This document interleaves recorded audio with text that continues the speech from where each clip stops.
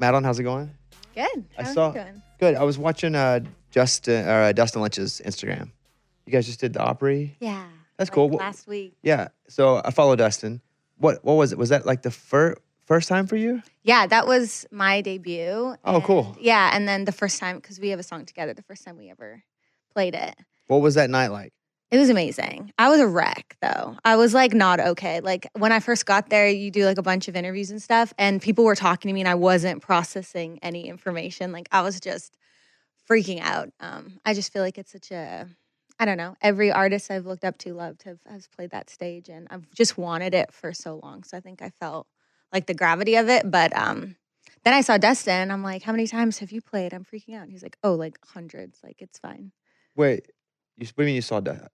Like, sorry, when we were sound checking, Got he it. came in and he was so mellow, and You I didn't was just bump into freaking him there and be like, No. Dustin, the guy Oh my God. we have a song together. Got it. No, yeah. And then he was like, I don't know, he was so mellow, and so it like chilled me out a little bit. The room's cool that they put you in the first time because it's got all the quotes on it. Mm-hmm. It's got like Taylor. Yeah. It's really the only one I can remember. Yeah. Because that's a pretty large one. And also it's Taylor too. For sure. It's like, oh my God, I'm on the Opry. Yeah. How long ago did you know that you were going to do the Opry? Um, Did they do any kind of like, hey, Madeline, we're specially inviting you? With me, I think they were like, hey, somebody fell out. Will you jump in? I think that was me my first time. It was when me and Dustin were doing liners for our song, and it was like on the teleprompter. And That's cool. I like announced it to myself kind of, which was fun. And you didn't know it was coming? No, I had gone in there a few months previous and like met the staff, and then you play some songs. And so I had hoped, but then I didn't hear anything. So I was like, oh my gosh, should I like do something? And they hate me. I was scared, but they did ask me. So you have your own parking spot. Do you keep the sign? Of course, You have the yeah. sign? I haven't hung it up yet, but I will for sure. And what did you play?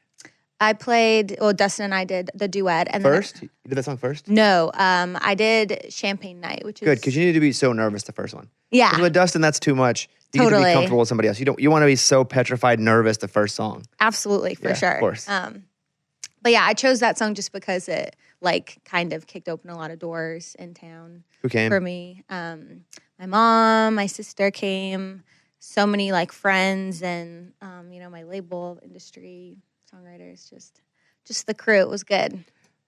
You'll like your second time way more than your first time. I've heard that. Yeah, I think so. Like as soon as it was done, it was so great. Everyone's so nice. It's a very mellow thing. I was like, man, I wish I hadn't have like freaked out all day. I can't wait to do it again. Yeah, you have to. But see, that's the thing. The first time you're just like the first time that I played it, I don't even remember the people. Like in the crowd. Yeah. I was so nervous. Yeah. But like the second time, it's kind of cool because there's not a cake and all your label people aren't there. And you appreciate that from the first time. Then like the eighth time, like I show up 10 minutes before and leave right after. And it's still awesome. Yeah. But now it's just like you belong and they're super cool with you. Yeah. But it all starts with that first one. Congratulations. That's you. super cool. Thank How long have you you. been in town? Almost 7 years. Okay, so long enough, Mm-hmm. but not so long. The pandemic kind of cuts a couple of years I off. think so too. I think it did. At least that's what I say. But yeah, almost 7 years. You moved from where? So I'm originally from 40 minutes outside of Vancouver, Canada, called Maple Ridge. Which is like California. Yeah, exactly. Like that side of Canada. On the, West Coast, Pacific Northwest. Beautiful, small blueberry town. Not a ton going on. And then I moved. Blueberry town? Is that a real term? Yeah. Or did you make that up? No, it's just like there's a lot of blueberry fields. Oh, there literally are blueberries. Yeah. Oh, I thought there was like some term I'd never heard. I was like, a nice slang. little blueberry town. You Wow. know. Okay. Okay, so you have blueberries there. Yeah. Yeah. And then I moved to Toronto, which is like Canada's like New York, and lived there for like a year and a half, and then packed a U-Haul, moved to Nashville. When you moved to Toronto, what'd you do that for? What purpose? I just wanted to. There's more of like a music scene and business scene in Toronto. There's just not. I mean, Canada is a very large country in size, but population-wise, not very big. And when it came to like my label was there, and I felt like I could put together a band, and I felt like a lot of my shows were in that area. So it was more. And also, I was just young. I was like ready to get out and just be on my own, and it was a harsh reality. What prompted you to move to Nashville specifically? I always wanted to. I visited Nashville, I think, at like 15 or 16 for the first time. As soon as I figured out there was like a magical land where people came and wrote songs for a living.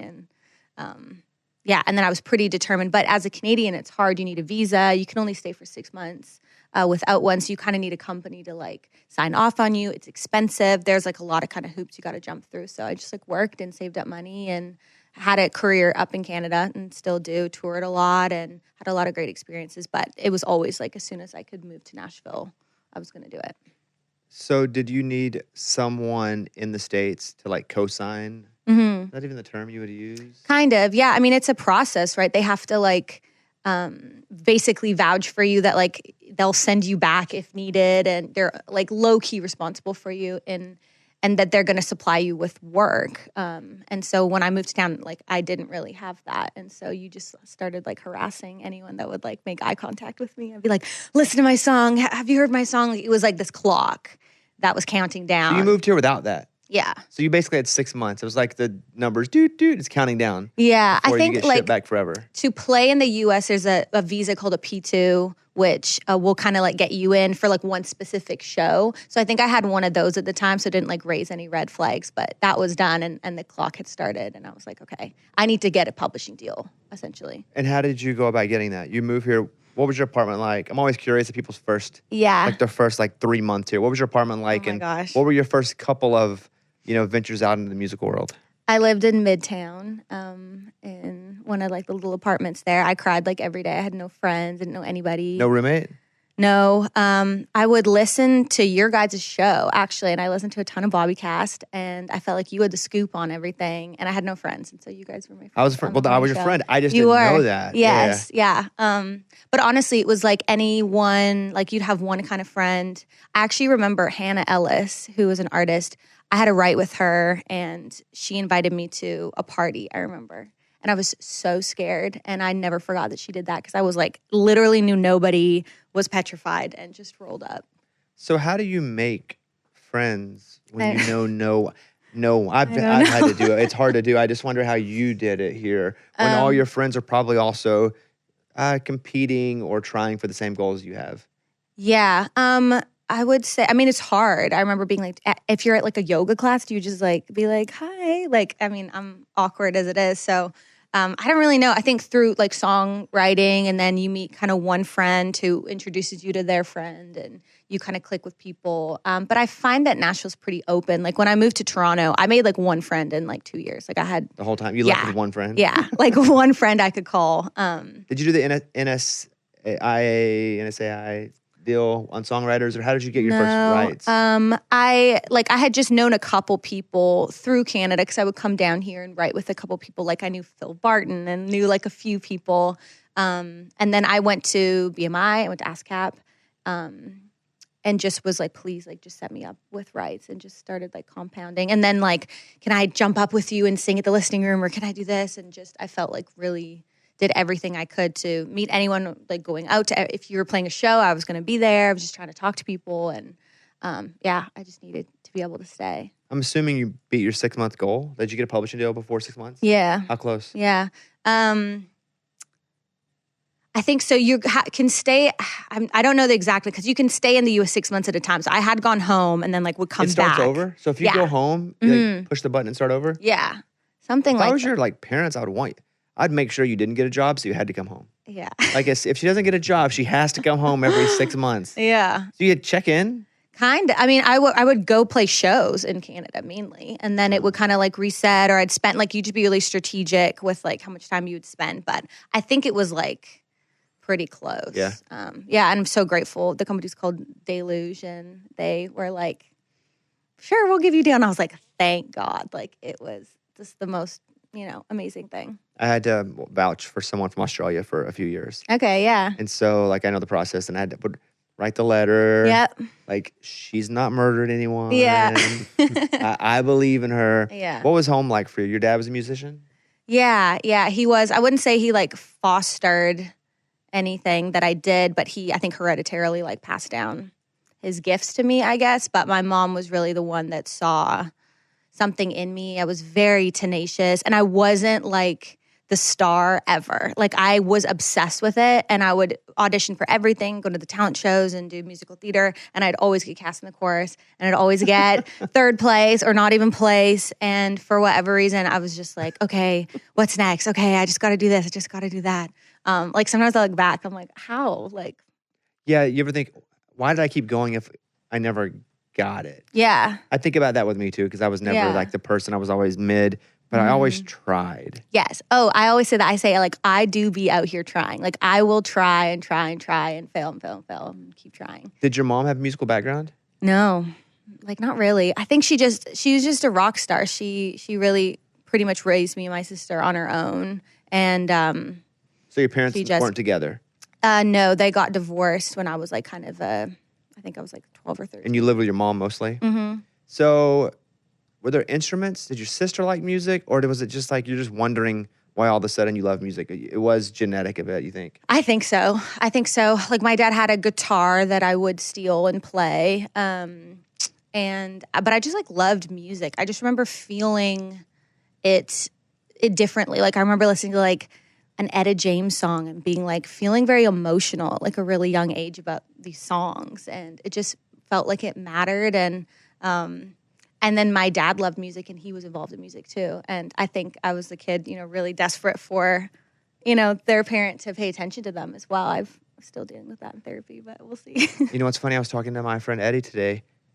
Today, literally, we were talking about some classic rock stuff that was way before I was born. Mm-hmm.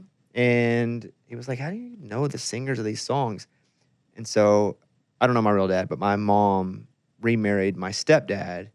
And I said, well, like I wanted any relationship at all with my stepdad. Yeah. And he loved classic rock. So I would memorize every song. Wow. We'd play this thing where I just felt like he would talk to me and pay me attention if I like knew every song and every artist. Mm-hmm. And you saying that, I mean, is basically a version of the conversation I had earlier because I thought, if I know all these songs and all these artists, he'll have something he thinks about he can talk about with me. Mm-hmm. And it feels like a bit slightly different that you did music for a bit of attention or at least some kind of love. Yeah, I think it's certainly a combination. When I talked to my therapist about that, she said, every villain has their origin story. That's what she said to me. Therapy girl, funny. Huh? Yeah. I'm therapy boy, have been for a long time. Game changer. Why for you? When? I'm say when for you because I think why is we'd be here for 3 hours because I'd take over the conversation. Me too. Yeah. Me too. I went for a few years and then I stopped and then I went for a few more years. Mine was literally like it wasn't even like I needed help very desperately. And did you start in Canada? Or did you start here? No, I started here actually. How were you introduced to it? I literally went to a doctor and I was like, I am having 5 panic attacks a week. Like I am out of control. Like you physically felt it? Physically, I was like, I don't know what's going on. I'm like, I don't want to leave my house. Like, and she was like, okay, we need to and I ended up going to this place called Centerstone, and this was like just such a God thing, such a blessing. When I first moved to town, I go to this, I literally Google, I go to this thing called Centerstone, and they're like, how much money do you have? And I was like, I just moved here. Like, I'm like, I didn't have like anything. And they were like, okay, then it's taken care of. And they saved my life, 100%. I appreciate you being open about that and even mentioning therapy because it doesn't have the stigma that it used to have.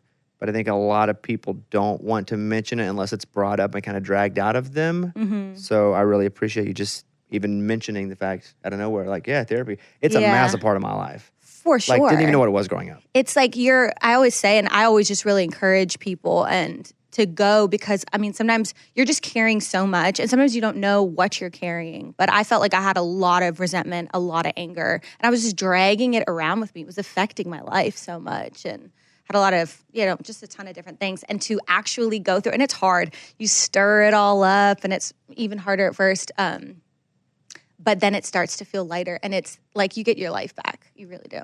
Did it help you write?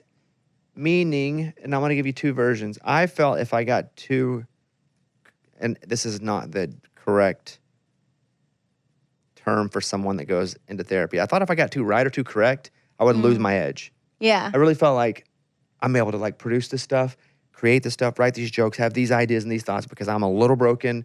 Uh-huh. And if I can just say a little broken, then, but if I'm fixed, nobody's ever fixed. That's what I thought. Yeah. If I'm fixed, I will not be able to have the same creative edge that I did. Did you ever worry about that?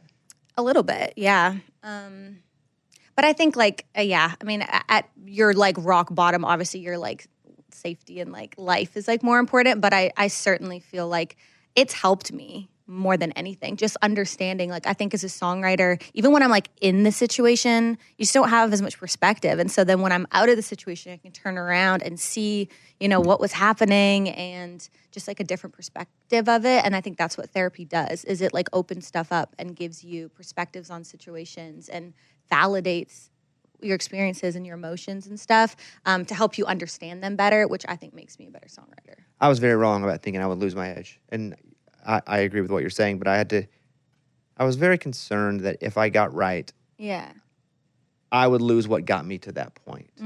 But then what I kind of learned was, because therapy's, it's weirdly intimate, right? You don't know the person. No, for sure. You're saying things, and it's a dance, especially when you first go. You're like, do I trust you? Do I you're like, do I omit this or what? And then when we would write, and I don't write like you do, but I write like comedy stuff, or just when I'd write books, it helped me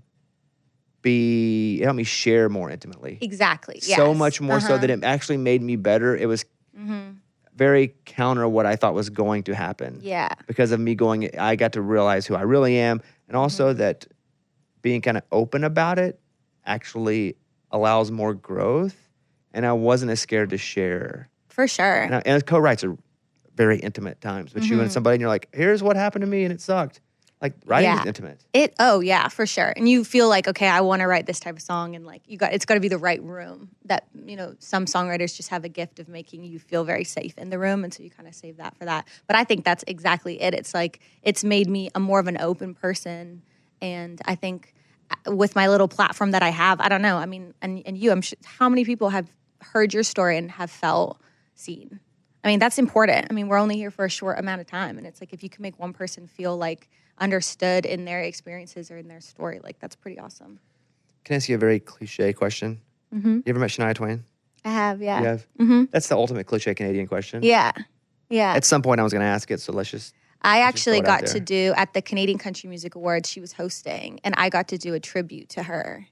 While she watched you? She comes on stage at the end. So I have a photo of me and her. Wait, you performed a tribute to her while I would die. Correct. I'd be a wreck.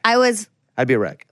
It was insane. And what was sad too, I mean, it was me and two other girls, and we were all so nervous. Like, this is, as a Canadian girl, your hero. Like, she was my first concert. She was like, made me think I could do this, the whole thing. We were freaking out. And then I remember just like the trolls were like, this is trash. And we got so much like hate and people just, and their opinions and stuff. And, they vocally sound bad or whatever it was. And it was like, we were so nervous. Like, it was just felt like the biggest moment, in our lives so far. Remove the troll part for a second, because that had to happen. You had to see that. Yeah. For sure. A tribute, you just get that, because they don't feel like, you can never really do it as good win. as the original. It's like a cover, 95% of covers, or it's like a sequel to a movie. None of them are really as good as the original, because they're almost not allowed to be, because the original. So how did you feel while you were doing it? Or how did you feel when you were asked to do it? Because I think that's pretty amazing. It was insane. I honestly think like I got a call about like that it might be happening, and then I remember I got a text from like the music director, was like, hey, so here's what you're gonna be singing. What'd you was sing? Like this I sang one of her new songs. So I mean, I think one girl started with Man, I Feel Like a Woman, then I forget the second one, then I sang Life's About to Get Good, and then I sang Whose Bed Have Your Boots Been Under, and then she came out after. So we kind of like all did like little bits of her songs. Did she come out in rehearsal? Yeah. Oh my gosh, she did. And she was so like telling us like, oh, try this and try that, and like walk on beat, and was like very excited for us, and like a fun aunt is the only way like I could explain it. She was awesome. It was really, really special. What's a week like for you now? Just depends. I mean, I feel like we've been on the road a lot playing shows. I still play a lot in Canada as well, so a lot of times, crossing the border, up, back and forth. Are the guarantees still bigger up there because you have a history? For sure. Yeah. That's awesome to be able to go and make money. Yeah. It is in Canadian dollars, though. So when you gotta move it back over, it doesn't really shake out to what it is up there. But do you know that? Do you know the actual difference? I think it's like 72 cents to the dollar or something. So. But still, you're probably making good enough up there to take care of it. For sure. Able to do it. I mean, touring, I don't think people realize like how expensive it is to do again. To tour. It's crazy. I'm going to say the thing that I just said a minute ago, and I'm so annoying when I do this, but I was just having this conversation yesterday with my friend, George Burge, the artist. Uh-huh. So George has a number one song. He had the song Mind on You, and he has a song that's probably going to be number one again. And he was talking about opening for an artist, and he was the baby act. And we were talking about, and this wasn't on microphone, like, because George is a dear friend of mine. He was like, we were making just enough to almost break even. Yeah. Like taking big shows. Yeah. But as the baby act, like, not a bus, a van, having to pay the band. You're making $1,500 a show. Yeah. And then he's like, by the time we would get back, if I was down $70, that was a win. Oh, absolutely. Yeah, so when you talk about that, that's the reality of it. It's hard to make money touring just straight up. For sure. And it's gritty too, right? Like you're on the road and you're in a van and you're driving and you're tired and then you come home and you're in the deficit and you're like, everyone else got paid and like it's my name on the thing. That's why we're all here. It's like it's hard on like the psyche sometimes too, but like it's so enjoyable. Like playing shows is the best part of this whole thing that it somehow like you're just still do it. I don't know. It's like you really do love it that much for you to do a full weekend and be down $70 and still be like, that was sweet though. Yeah. Why do you keep going? I don't know. Like what's the ultimate goal? Great question. I feel like with this business, trying to understand that the goal line just continues to move. Like, I mean, I would set goals for myself and then hit the goals. And then you're like, okay, like what's next? You don't even sit there and really enjoy it. It's pretty crazy. And so, I don't know. I would love to just be able to like do this and make music and tour and play shows and support a family. And, but yeah, I mean, putting like specific things, it's difficult. I've thought about that a lot. Are you able to enjoy successes? Yeah, I think I have had I started super young, and I feel like my career, I've been like a few degrees of separation of like really cool things for a while. Like I am such a like inch by inch by inch by inch. Like it has gone so slow for me, and it's always. Give me an example. Walk me through some inches. I mean, like for example, my producer Zach Crowell. The reason why we met is because that Dustin duet with Mackenzie Porter, that was like a 6-week number one. I auditioned for that song. And I thought I did such a great job and it went so well. And that's how I met Zach. And obviously, like, I didn't get that, but it led to a relationship with us. But like, I was so close. That was such a huge song that, could have been me. Or before I signed, because I'm over at BBR now, I did a showcase in town. The labels came out. I had one label literally look me in the eye and be like, get ready, like Monday, there's going to be a deal on your table. And I was like, oh my gosh. And then they were like, we just signed another girl. I was so crushed. I like remember just like dropping my phone and just sobbing. Like I was so close. Like what happened over the weekend? So there's been a few times that it's just like gut punch, and then something magical happens and then pulls you right back in again. And I've had a lot of magical things and random incidences and just opportunities fall in my lap out of the sky at the same time too that have been so great. Let's use an example, when BBR says, hey, we want to sign you. Yeah. Can you enjoy and celebrate that before you start to worry about that? Yeah. It was cool after that other label didn't sign me, I went and bought a bottle of champagne and wrote, we'll sign a US record deal and put it on. I was like, I'm like, this is happening. Like, I'm tired of this. Like, this just needs to happen. And it was within the year that they offered me a deal, which is pretty cool. But yeah, I mean, yeah, you're stressed there because there's like a long period of time where you're in negotiations and the contracts the whole time. And then people are like, did you get the contract yet? I'm like, stop asking me that. Like, stress that they're going to change their mind or it's not going to come through and then you get the deal and then you're like, now you got to keep the deal. It never ends, Yeah, never. For me, I struggle. I can't control my thoughts, but I try to control my thinking a bit to where I don't Yeah. Where I don't lose myself, but if something happens and I'm pumped, but before I'm able to really enjoy it, I'm like, okay, well, this will fall apart if I don't ABC. Like I've gotten a little better at it, but I have trouble with identifying why I should be happy about something before I move the goalpost. Because I know they're gonna move. I know they're gonna move, just like you mentioned a minute ago. They're gonna move. Yeah. If I get a TV show, I should be happy for a minute that I just got the show instead of worrying about how it's gonna fail if I don't get ratings. Exactly. Yeah. So now there are lots of therapy. Yeah. I can go, well, you're really going to unravel very soon. However, we're going to take this day before we fully unravel and enjoy this. For sure. Do you feel like you're generally a positive person? Yes, I do. Yeah. And I think that's why I'm able to still be here and still be doing it and still be trying it, because I think it's like all about your attitude. And at the end of the day, I mean, people have hard jobs, you know, and I wake up and write songs. Like, I'm very blessed. Like, I'm really, really lucky. But I totally agree. Like, the Opry is a great example of me, like, intentionally standing there being like, I set this goal for myself and I'm freaking here and I'm standing in the circle and I accomplished what I did. Like, I allowed myself to feel very, very proud of myself and celebrate that, and will continue to. So I feel like when it does happen for me, it's going to be really sweet because I've worked really hard and waited my turn and put the work in. So, I feel like having a longer journey on the back end just allows you to be more grateful for it when it finally, you know, you do get those opportunities to come. It's very nice of you to say, wait, I don't feel like you've waited your turn. I feel like you just get up once you get knocked down and you're going to eventually take your turn. Yeah. Because you're not much of a waiter.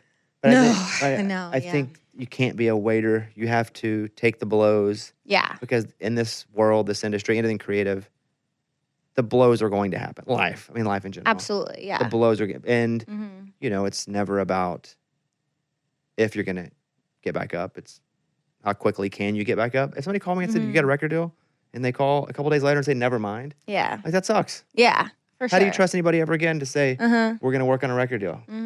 Like, that would be, I would be burnt out immediately. Yeah.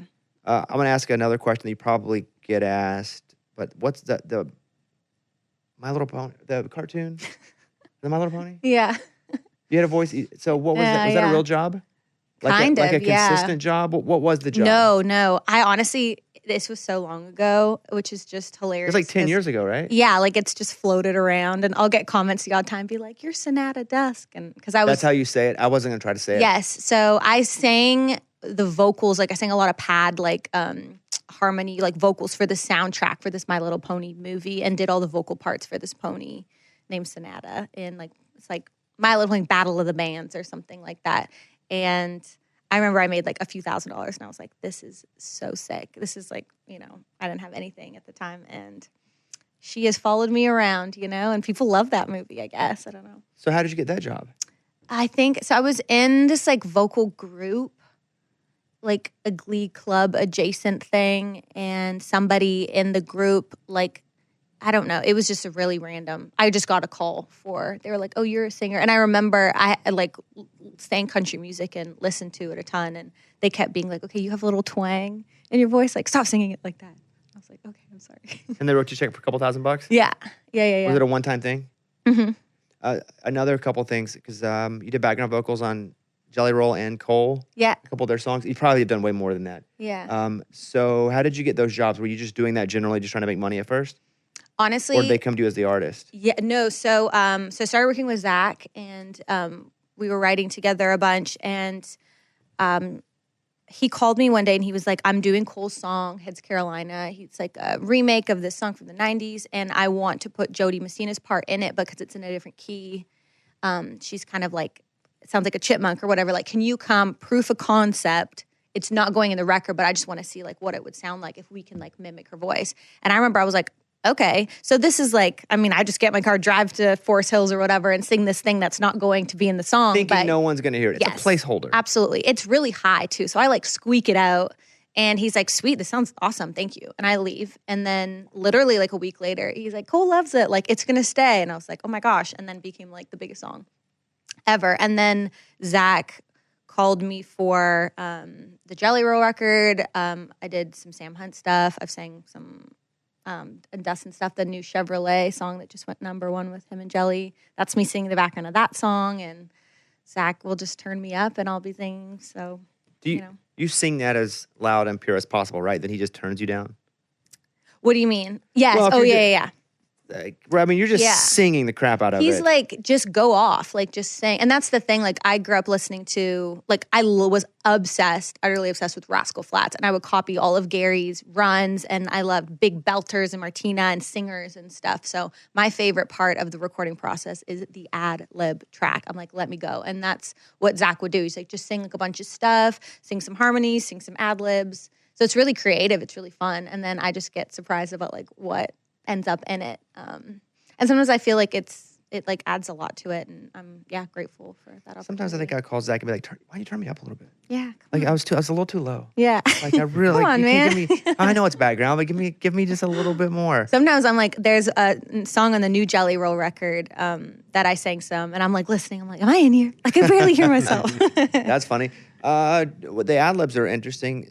Some people hate the ad libs because you have to be vulnerable. Yeah. Do ad libs, meaning you're just free to do whatever you want. Mm-hmm. And to do great ad libs, you have to be stupid and great and bad, and because it's a playground. Yeah. And to nail it, you have to experiment. It's just like going for it. But it's what's the craziest thing about it, and it's similar to, Keith Urban ripping a guitar solo. It's coming to him in real time through his brain to his hands and out. Like it is happening in real time. And same thing with that. It's just like you're just singing and you're coming up with these different notes and combinations, and you just kind of like let something else do it. And so it's really fun, I think. But then you miss so hard and it's very embarrassing. Yeah, you have to be very vulnerable. Yeah, for sure. But that's how you get greatness, is to allow the opportunity for a disaster to happen. Like exactly. You don't get the really great unless you make yourself so vulnerable that you get kicked in the nuts. You don't have nuts, but me, you get kicked in the nuts. Yeah.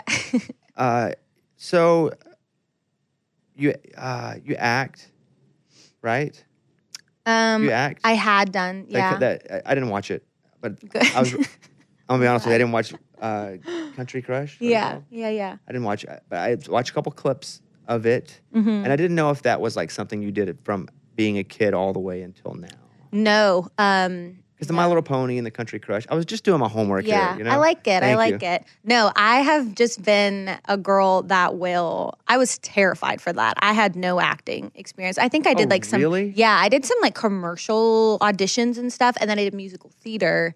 But they like heard me or saw me on the internet, and they were like, she looks like our character. She sings like our character. Can she act? And I was like, not really. And and we did it.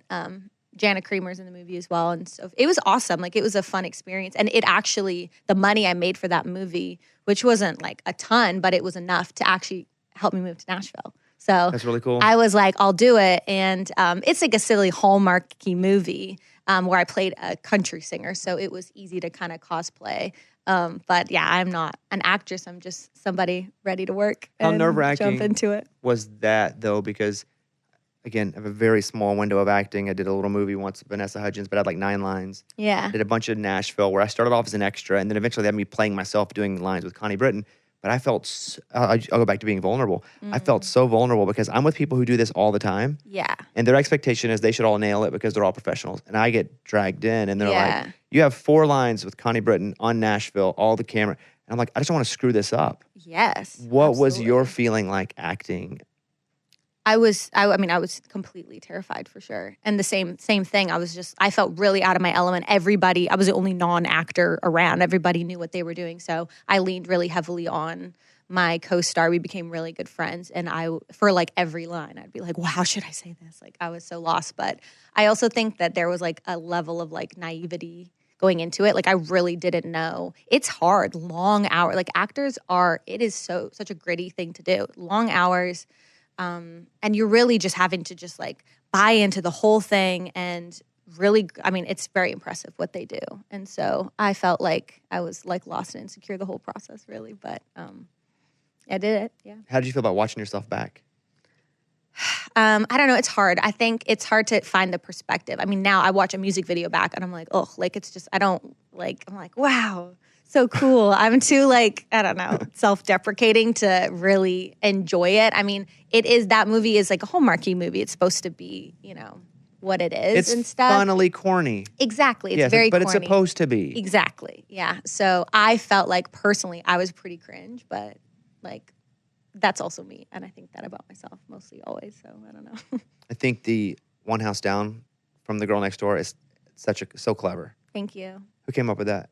Me. It's so clever. Thank you so much. Mike, did we just put it on something? Yes, Women of Higher Country. Yeah, so I program Women of Higher Country, the show, and so I go through and listen to stuff. And I just saw the title even before I listened to it. I was like, that is so clever of a title. Thank you. And obviously the song is great. So I don't know, where did that come from? It's such a vague, stupid question, but it's so clever. What was the genesis of even that thought? Yeah, thank you so much. So the last single that I put out before this project was a song called Makeup. And it's literally about like breaking family, like trauma cycles, essentially. And I felt like I had more to say on it, but I wanted it to be in more of a fun way. So I feel like I could have written that song in a bunch of different ways, but ultimately it's just about feeling kind of like out on the outside looking in. I was very envious growing up of the other families, and they all looked really perfect to me and mine wasn't. And I had this kind of feeling that I carried around with me that I was other or blemished in some kind of way. And then I met my husband, and he is like the golden all-American, boy. And he saw my story as just like strength and like resilience and just like, I don't know, he really like embraced it and thought it was really admirable of everything that I had done. And he loved me for exactly who I was. And so I felt like, it was like, who knew like everything you were looking for was One House Down from The Girl Next Door. And like a line at it is like, I wasn't the daughter of the Joneses, but you saw the blue sky in my hurricane. So it's just kind of like, I think true acceptance comes from within, but this song is about somebody like loving you for you and your story. And I think that can be really healing too.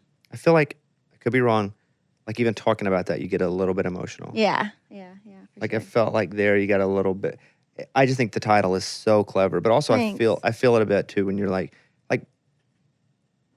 there are things that I think I was ashamed of growing up that my wife's like, dang, you actually did that and got through that? Yeah. But I was so ashamed of it. Like, Exactly. I didn't even want to talk about it, much less I can't believe somebody would think, like you said, that's admirable. It doesn't feel like that. It's like, yeah. But for somebody to be like, dang, like, no, like you, and look where you are now. That is amazing. Like, that makes you so special.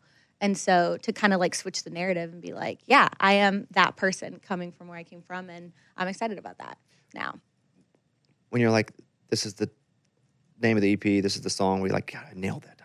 I nailed it. Yeah. I walked in that day. I was like, I've got a song title for you. And the writers were like, let's go. That's such a good title and concept. Thank if I had you. written it wrong, this song, I would have kept it and moved it and tried it again. For sure. And the thing was I could have written that song 5 times. Like it could have been like a really sad, slow song. Like it could have been all of these things. But I love the way that it turned out. Like it's so fun and empowering, but in a very subtle way. Like you don't listen to it and feel all of these emotions, but for me, it does. This project, more than your past work, do you feel like you've been given freedom to be more emotional in your songs and maybe say things that have a little more nuance? Mm-hmm. Or maybe you've given yourself the freedom to do so. Do you feel that? Yes, for sure. I think it's so important. I mean, I just feel like I'm just growing as a writer, growing, and my songs are just getting better and better. And that's just as a result of my time here and the community of songwriters. My A&R, actually, Katie Kirkover, I was playing her some songs, and she was like, did you go through that? And I was like, no, about like this other song that I wrote. And she's like, I just want you to start writing songs. And I wrote songs that I'm like, I don't think this will ever be heard. Just really personal songs, very intimate songs, very looking back. I kind of like looked at some experiences in love, and I'm like, I want to write about this, and like this was a really cool thing, and just really dove in, and I'm really proud of it, like as a songwriter, more than anything. But yeah, I mean, having a label that just gives you permission to just kind of go for it like that is really cool. I want to ask you a hard question to answer, and don't laugh it off. Okay. I want you to really try to answer this question, because I hate when I'm asked this question. But why do you think that people like you? I don't know. I mean, like immediately what popped in my head, and I'm like, what do they? I don't know, which is just, that says everything, I guess. But I think it's something about honesty. I think that I've had a few songs like in my catalog where I've been very vulnerable and honest. I think people connect to that. Let's not talk about fans. Let's talk about your friends. Why do you think your friends like you? Oh, I think I'm a good friend. I think I show up for people. I think that I'm not afraid to ask hard questions. I think I really desire having a deep connection with people more than anything.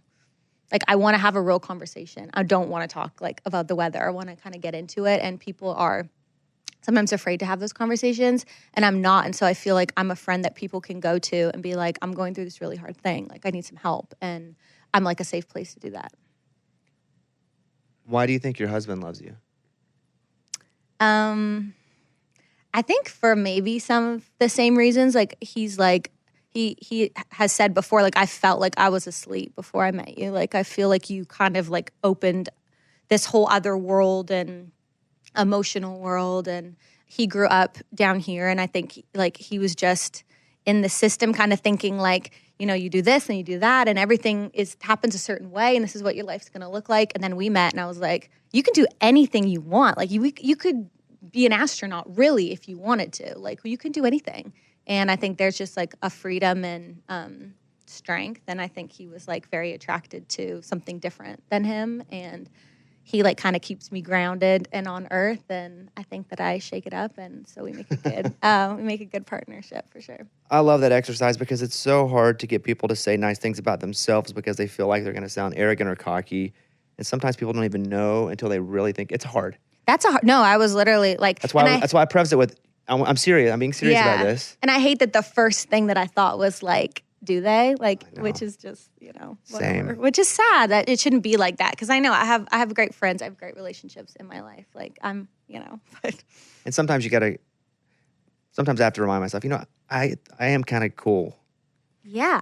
Like, I mean, really, because for sure. Constantly, it's always what is not good, what is not working. And so my therapist did the same thing. Ask me a question to make me say something good, and it's so uncomfortable. Totally. But then when I'm done, I'm like, oh, I don't hate me as much as I thought I did. Mm-hmm. Why do you think, like you mentioned Dustin, you mentioned Keith Urban, but you work with both those guys on the project. Mm-hmm. Dustin is on the same label as you. Yeah. So that's a natural, if he enjoys what you do, you enjoy what he does. It's easy because you just sign a couple things, everything's in-house. Mm-hmm. What about Keith? How did you guys start working together? So when Zach and I finished the production for One House Down, I thought it sounded like reminiscent of kind of like an old Keith song. And I literally said to Zach, I knew that he knew him. I said, would you text him this song and ask him to play solo on it? And Zach was like, okay. I don't know. I mean, he's like, I'd give it 19% chance that he says yes. And I said, I'll take 19%. And he said yes. So you just got to go. I'm like, why not? The worst he can say is no or like not reply. But he replied and said, this song is killer. Like, I would love to. And then, you know, came that week. And I don't know why. Like, Keith is like very famous and like my hero. Like, I don't know why he heard that and was like, yeah, I'll play on it. That just, I think, says so much about him. Okay. That he's just like such a music lover. Why do you think Keith Urban wanted... I'm not going to let you do that. Why do you think Keith Urban agreed to play on your song? I think because it's a great song. I think it's a great song. It's a great idea. I don't think you were being self-deprecating there, like to be like, haha, I mean, we just naturally go there. No, I know. But I do think that for Keith to play on, like, I don't know if he's ever seen my name before. You know what I mean? For him to get this song of somebody. Even better. And hear it and be like, I'm going to play on that. This song is great. Like, that is awesome. I feel like that says so much about him. And that also says so much about the song as well, too. Yeah, that's really cool. Yeah, for sure. The first time you heard it. Oh, my gosh. Where were you? What'd you listen to it on? Because you get the file, right? And it's like, listen to this. Yeah. I got a video of him playing the solo. That's crazy. Yeah. On, it's so good. The video is amazing. And he's just shredding it. I don't know how many takes they did. I feel like it was one. And it's so good. And it's so Keith Urban. Like, it's like, wah, wah. Like, it's everything I could have wanted it to be. And I was literally driving and almost crashed my car. No joke. I was like, wah. Like, because I just thought the whole time, like, something's going to come up. Like, because I knew he was coming on Monday to do it. And I'm like, okay, but like, he's freaking Keith Urban. Like, you know, Nicole is going to need him somewhere. He's going to like have to cancel. Like, I don't know. I was just scared, you know. I keep my hopes and dreams on the floor. The bar is on the floor, I always say. But then Zach just sent me that video and I was like, this is the greatest video I've ever seen. That's super cool. It was awesome. There are 6 songs on the EP. Did you Was it at 7 or 8? Was it at 3 or 4 and you added? Like, what was to get to that number? What happened? Yeah, I've never had a harder time picking songs for a project. There's 2 that I'm like I guess left on the cutting room floor that I love so much. That, I mean, I think that they'll have their story elsewhere, but it was literally just, packaging it to a digestible amount and having to choose, which was really tough. So what's the goal then in releasing music? Do you want to, you have this, Keith is an example. I use Keith. He will put out singles, like 4 or 5 of them over a year and a half and never put out a project. Yeah. And then finally he's like, and here's the rest. Yeah. And here's 12 songs after he's put out 4 or 5 singles. Like what is your desirable way to release music? I mean, I think I like the way that I think there's a science behind why people release music the way they do. I feel like when an artist goes dark for a minute and then they release one song, you're very excited about the one song, you fall in love with the one song, they put another one out, then you get the project. Like, I feel like ideally, I mean, I really want to make a full-length record. That's, of course, a big dream of mine. And it to tell like a cohesive story. Like, I feel like that's really cool for it to feel like they all make sense with each other and it's very clear like what direction you're going in. So that's like a huge goal. But I just try to think of like, how do I like to digest music? I remember years ago, John Mayer released songs in waves. Do you remember that? Like, I thought that was so cool. And I think it was like 3 songs or 4 songs at a time. I love that because I thought that was so amazing. I don't know why. And you were just so excited about the next wave of songs that were going to come out. So I feel like there's like a bunch of different ways to do it. I used to be a big album guy. And then I slowly let TikTok culture take me over in that I just don't have the attention span. Yeah. And what happened was, and I think that I was losing out because there was a lot of great music that I wouldn't get to. Mm-hmm. And I think I would miss out on great songs because I'd go through once and save like 3 of them and really never give songs an opportunity to breathe. Yeah. Therefore, I missed out on so many great songs. So then, when John Mayer did that, I loved it. Yeah. Because it was 3 songs. Listen to him 5 or 6 times. Really got to, and if I loved him, I keep him. If not, or if somebody puts out 12 songs, I unfairly probably don't give them the attention that they deserve. And I'm only going to listen to 12 songs on an album if I love the artist too. Like, I've got to be an A+ fan to listen to an entire album. It's a lot, like the double albums and stuff. It's a lot of music to digest for sure. So the rest of the year, like what happens between now and like Christmas? Yeah, I mean, I feel like we just got back from our like last-ish show in Sacramento, but things come up so often as well. So I don't want to like say that, like, there's always like, oh, this person dropped out of this weekend of shows and stuff. So who knows? But starting to write a little bit, and it's so crazy. I'm like, I just put this thing out, and it's like, okay, start writing again. Like, what's next? Which is exciting, and just continue to. I mean, the world of like promotion is just like creating content and new ideas and how do we, get these songs heard and in a creative way and stuff. So I think it's just a lot of brainstorming, a lot of filming, a lot of, Are you TikToking every day? Are you doing TikTok every day? Trying to do something? Try to. Yeah.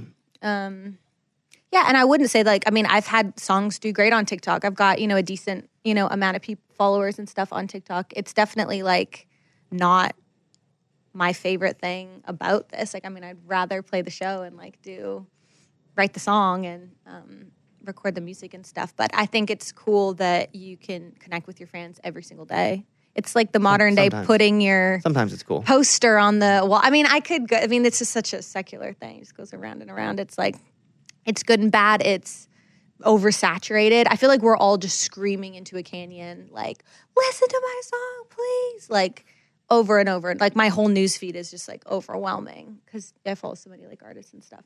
It's a lot for sure. It is definitely a tool. That's how I have to look at it. Yeah. Because if used wrong, it's terrible. Yeah. If used right, it's awesome. Yeah. And I kind of fit somewhere in the middle and do it both ways. I saw Jelly Roll just was like, I'm out on Twitter. Yeah. That's such a toxic place. Yeah. I don't respond to people on Twitter anymore.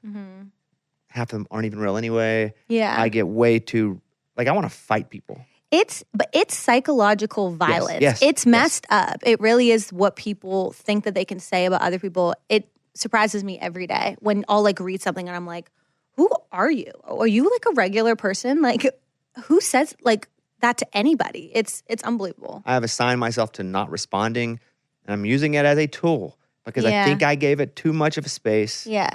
to actually worry about caring about what people thought there. Yeah. When that place, it doesn't matter if it's Facebook and Twitter's now a cesspool, like they want to not care. Yeah. They want, it's so, like, Yeah. there's great from it. Mm-hmm. And then there's really terrible from it. Yeah. And I think if people going into it understand that it's not real either way, the best and the worst. Totally. Yeah. I think, though, I'm a little worried. Like, I feel like as artists and people in this industry, we're often very insecure. We're often... That's why we do it. We're looking for love. We're just looking for love. We're, like, very self-deprecating, like, whatever. And now we're, like, kind of in front of this camera with this filter on, and we're staring at ourselves all day and, like, blah, blah, blah. I'm like, I don't know. Like, I just am worried. I feel like we're all just so sensitive to... And then you're exposing yourself to all of that, like, every single day.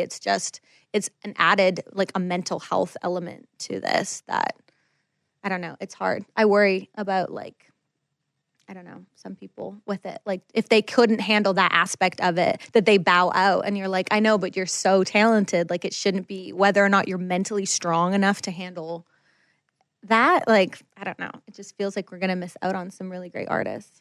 I've never thought about it like that. That's super interesting in that my generation was the first to really have social media.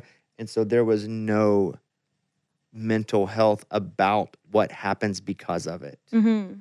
Where I think now it has gotten extremely violent at times online. Yeah. But I think now there's an understanding of what it can do to people, and I think we're now starting to see an understanding too of there being a need for mental health. Yeah. Understanding with social media. Yeah. Like I didn't have that as a kid. You didn't have that as a kid. Yeah. You know, when we started using it, but now hopefully, Yeah. there's starting to be an understanding of how it affects mental health, Yes. and that it's being taught. Mm-hmm. Maybe. Yeah. God, you hope so. I know. Otherwise, it's just death. I can't look at comments to anything. I know. I feel I should feel liked on social media because I have a big but I go on social media. I go to like the Bobby Bones show page. I'm the most hated man in America on my own page. Yeah, you're like, why are you here? Yes, it's so bizarre. Yeah. Where I go like twice a year. That's it. Yeah. And those are the rules I put on myself because I know how it makes me feel. But it took me a long time to get there because it did not make me feel good, and I would just keep going back, searching, wanting to get a. But if that doesn't tell you, because we have whatever million amount of people on just that Facebook. I don't get on Facebook anyway, but just an example. Yeah. It's ugly anyway. Yeah. But I should go there. That's a page that celebrates me and my friends and what we've built. I'm the most hated man in America on that page. It's so opposite. Crazy. You think that would be the safe place you could go? It should be the one place I should go if I'm having a down day. Yeah, and they're be ready like, to gas you please, up. No. yes, gas the crap out of me. Come on. It's so confusing. It's so confusing. It really is. It's so confusing. Yeah, on your own stuff too. The one thing I have learned about social media though is if you just do it consistently, your numbers go way up. Yeah. Just continue to do it. I put up the stupidest video the other day. I was like, let me test this out. Because you bring in these consultants come in, or people like my agency will get on and be like, this is what we've learned about the algorithm. Yeah. Nobody knows anything. Totally. However, they'll go, if you just post every day. So I was like, I'm just going to put up stupid stuff for a while. And I put up the dumbest 3 videos all 3 days. And they went crazy. I shouldn't care, right? I shouldn't care. I just talked about mental health. I shouldn't care. Yeah. I still care. Of course. But it's like, if I just put something stupid up, sometimes I focus on it's got to be great. Yeah. Or if I just put up, it should be quality over quantity. But sometimes if you just put up quantity, like you end up winning that bullcrap. Yeah. And that's why it's bullcrap. Totally. And that's why some people are stars, because they just do quantity. Yeah. Not us though. We do quality. Yeah. Especially you. Yeah, I'm a fan. Oh, I'm super happy that we were able to do this. Yeah, me too. Thank you so much for having me. I again, the first time I saw One House Down from the girl next door, I was like, that's so clever. Everything has been written every single way. Yeah. It feels like that, right? Every song has been written every way. Mm-hmm. And when I read that before, I was like, oh, that's the whole EP. We were just going through music. I was like, I already liked the song before I even heard it. I was like, if that's that concept, I was just like lightning strike. Yeah. So that did that to me. Oh, I love that. Thank you so much. So check out, that's the whole name of the project. It's 6 songs. Mm-hmm. I don't know anything. What anything else? People should follow you on social media, but only write nice comments. I can do that. Only be nice to me. I'm You very have your name. sensitive. Okay. You have your name, which is nice because you have a unique name. Thank you. Yeah. I didn't get my name. Oh yeah. I know it sucks. Mr. Bobby Bones. I can't even get my freaking name. Madeline Merlo. Hey, good job here. Thank you. That's cool. It. And then we're playing bar fight, right, Mike? Yep. Sweet. I love that one. Mm-hmm. I hope so. It's good. Yeah, but that one I'm very proud of. Well, actually, I'm proud of all of them, but that what one. if you had been like, oh no, I hate that Why'd one. you pick that one? We're like, why did we do this interview if you hate okay, well, spend a second on that. Why did you react that way? Why do you love bar fight? Oh, I'm so proud of it. I had this I was like, it was like a middle of the night idea. I'm like, my heart and my mind are in a bar fight over you. And I just am like, oh my gosh, like the heart is out of control. It's flipping tables. It's like freaking out. And then the mind is like running after it. Like I had this whole like movie in my head. And I was like, this is going to be an epic song. And it was. And it is. That's pretty cool. I like confident Madeline. Yeah. She's pretty cool. I'm working on it. Yeah, she's pretty cool. All right, you guys follow Madeline at Madeline Merlo. And I will see you sometime very soon, I'm sure. All right. If we had a applause room, we'd all applaud, but we don't. So we just end it awkwardly. Perfect. Is that cool? Love Okay. it. All right. Yeah.